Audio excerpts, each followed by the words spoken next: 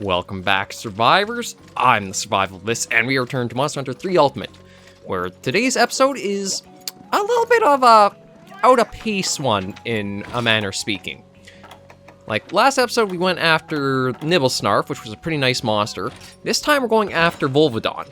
And Volvidon he's kind of like the most overlooked of his little trio of the fanged beasts.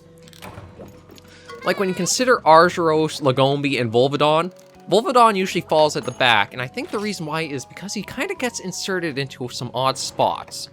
And that, I think, all really falls into the fact that he's unlocked only when you kind of, like, get to the Volcano for a lot of games. And it's a weird experience, because on the one hand, like, 3 Ultimate is a prime example, you've gone up against Lagaiacris, and Nibelsnarf, and Duramboros, and now here's a little, like, bear-esque monster in the Volcano? You were kind of expecting bigger and badder. So I think he kind of is a little out of place for what tier he is and when you kind of run into him first. But he's still actually a nice little fight, and I almost consider him like a mini-Uragaan prepper. Because if he's in a game, and well, if he and Uragaan are in the same game, he teaches you a lot about how Uragaan is to fight. Watching to know when to, like, get out of the way of his rolls, even the deodorant aspect of the hunt, too. So that's something that I also feel like sometimes people, when they talk about Monster Hunter, don't always give credit to the lower tier monsters. Is that, yes, they are maybe a little easy on their own, but you also have to remember that if you're not a veteran of the series, these are teaching monsters. These are ones who will ease you into later experiences down the line. Like, I think Kurupeko might be a good example of, I almost want to say like a Rathalos or Rathian-esque fight, because you don't want to be too far in front of him because of the spit globs it sends out, like the Rathalos firebolts. He does the Kurupeko does the charges a little often, like Rathian does. It's just that the early monsters are meant to be little teaching monsters in a way to prepare you for the bigger and badder ones. Like Argyros is a teacher to... Actually, he kind of teaches you about the pin attacks, because I think that's the first monster that uses pin attacks, really, in the series that early. But here's Volvidon.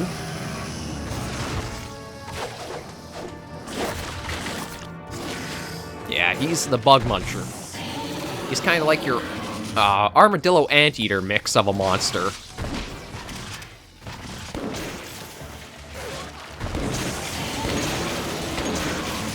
Although he doesn't really have, like, a super weak point to aim for.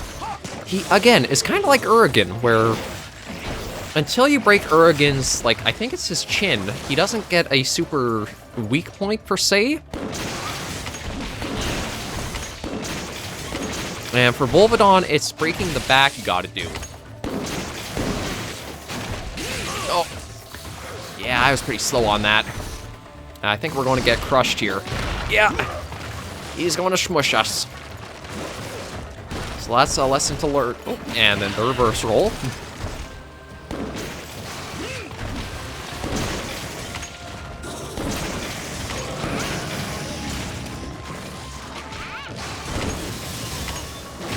Oh, even too close for the, well, basically a fart cloud.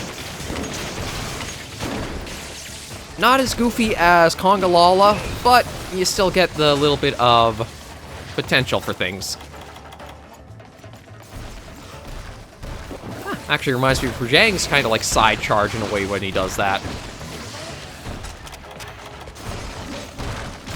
Oh, doing it again.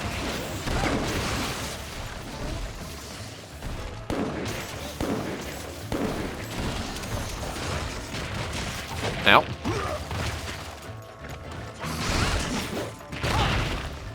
Oh, and then he does have a bit of tremor when he does the big leap.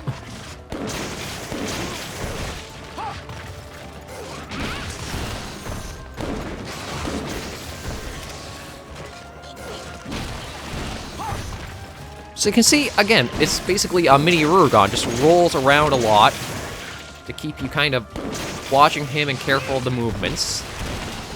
Another reason I think Volvidon kind of goes forgotten is because monsters that don't have a lot of, like, unique gear or unique weapons or armor...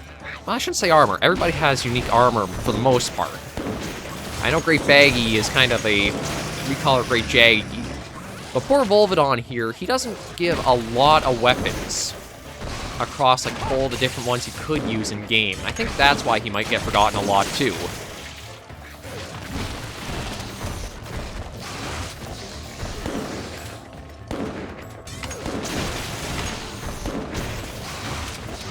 If a monster doesn't have a lot of weapons you, like, use or you see often, you can kind of easily forget that they exist at all.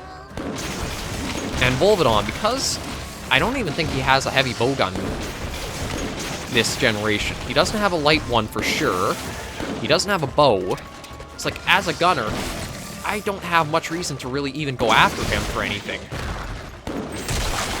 There we go. There's the back armor broken.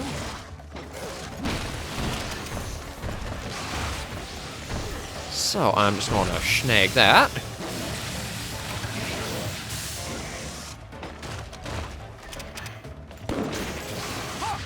And one of the neat things is all the heavy bowguns also have their own little sounds. So to reload and even to shoot, you'll hear these different little sounds that play out. And if you listen close to the Nibelsnarf heavy bowgun, it sounds like casing ping. Well, I'm trying to think of what it is. I think it's the Grand that has a pretty loud metal ping for when you would like eject a casing.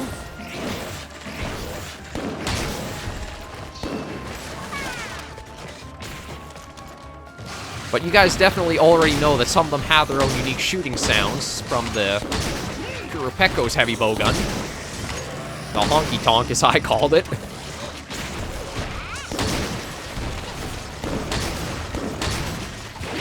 Oh, got caught by the tongue.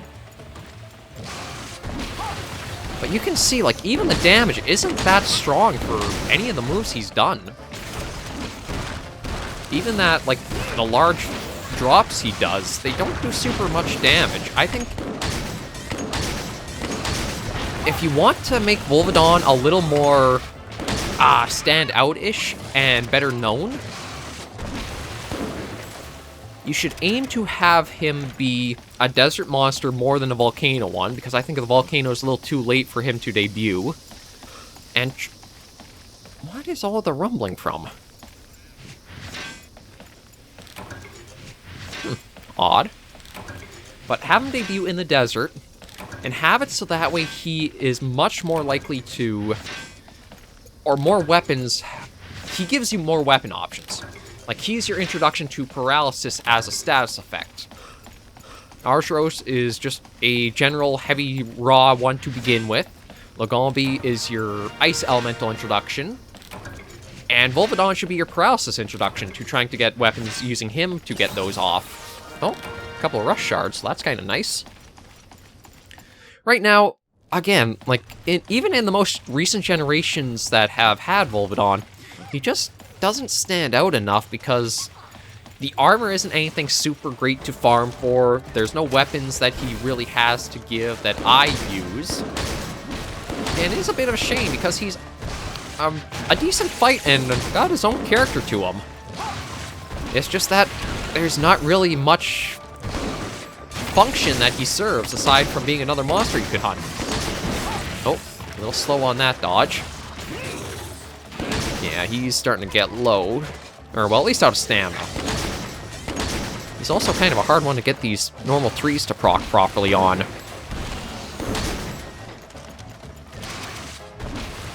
Oh. Oh, geez, already moving to another area. And we got a few Roggy here. Well, maybe one less thanks to Kiamba or Cha-Cha smacking him around, but... There he is. Oh, and a few Raptor.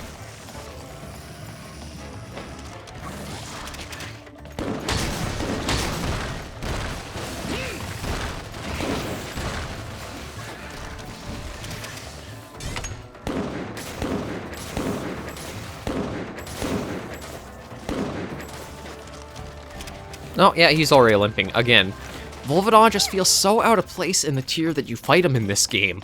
He's definitely something a lot more along the lines of Argyros and Lagombi, where he probably would have been better off as a desert monster, but then you can also find him in the Volcano. As right now, it's just kind of like bullying him because of how weak he is as a monster compared to everything you've been fighting up to this point.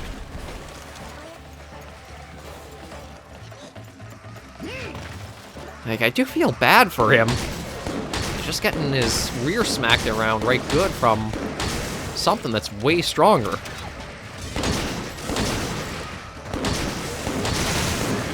Ooh, that was a nice one.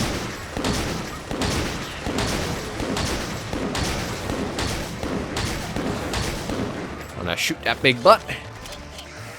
And maybe what will we use to finish him off? Maybe we'll try the Pierce too. See how it is for shot type. I'm not sure with this heavy bowgun if it'll be a long reload and recoil or not. Yeah, a bit of a long oh. Yeah, I'd say about the same amount of time to reload and recoil as the Svenacine Slayer.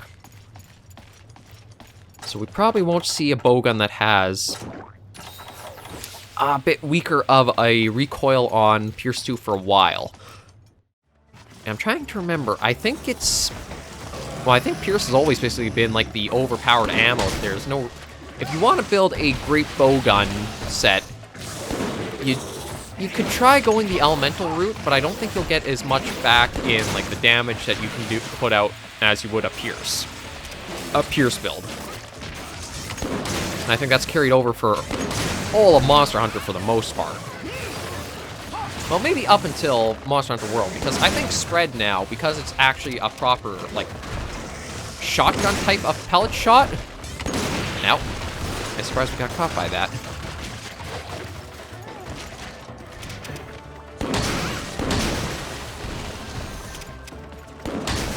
Oh, right in the groin. And I think that would make us flinch too if we got hit there. Oh, thank you, Kiamba. I gotta say, it's really nice to have him with those dances. Oh, dodge that.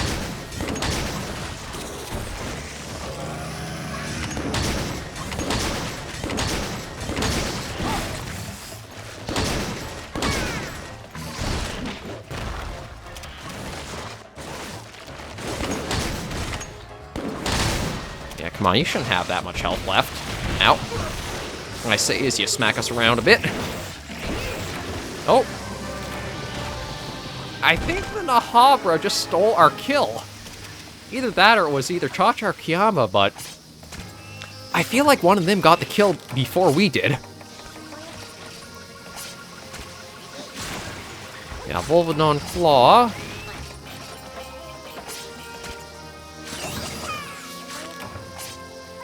So, definitely a lot different of a pace fight than Nibelsnarf or any of the monsters at this tier. I feel like they just wanted to kind of give a little bit more variety to the Volcano, so they threw in some more monsters, but I think Volvidon, again, would have been better to show off first in the desert, give you an introduction to more paralysis weapons, kind of like Gobule. Make it so that way the weapons that Gobule didn't give you, Volvidon would give you. And then that way, all weapons have this early access to starting with paralysis, and then there's your kind of intro and start weapon to try it out.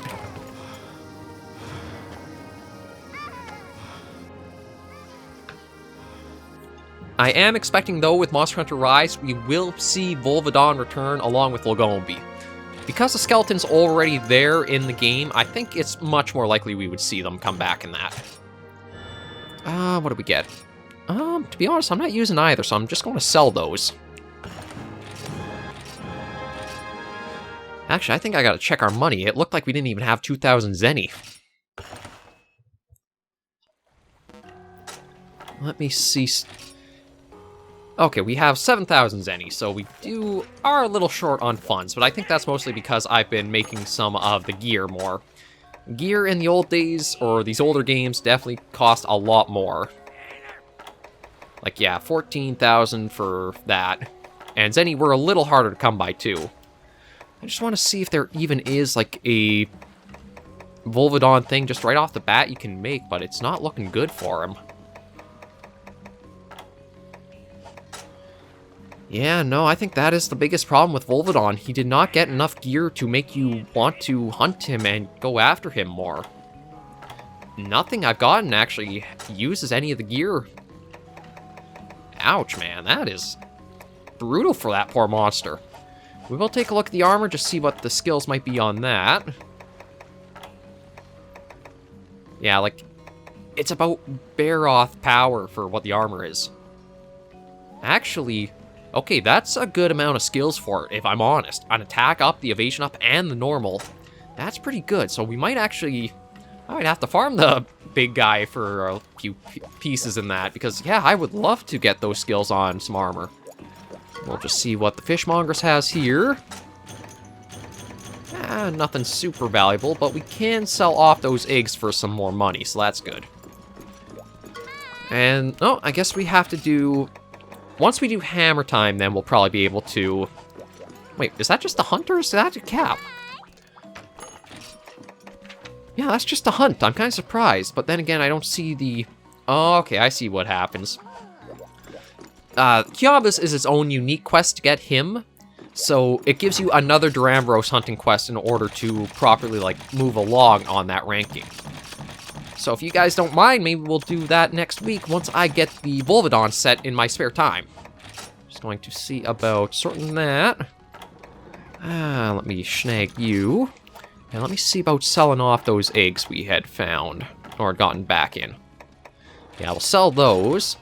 I also gotta get a few treasure trackers to get these complete crowns, because the incomplete is 500, but I think with the crown, or the gemstone you put into it, it sells for a lot more. Actually, I can probably check that. I thought I'd be able to. At least this is what you aim for when you get the crowns and the gemstones, but I don't know how much it sells for on that screen. But I think that'll basically... Oh, maybe I'll just check with these guys if they got any extra materials for us. Nothing for you. Oh god, why is it so hard to target these guys? Come on. Not you. Why are you even in my house? There we go. Okay, did you get anything, Cha-Cha? No. Thanks for nothing.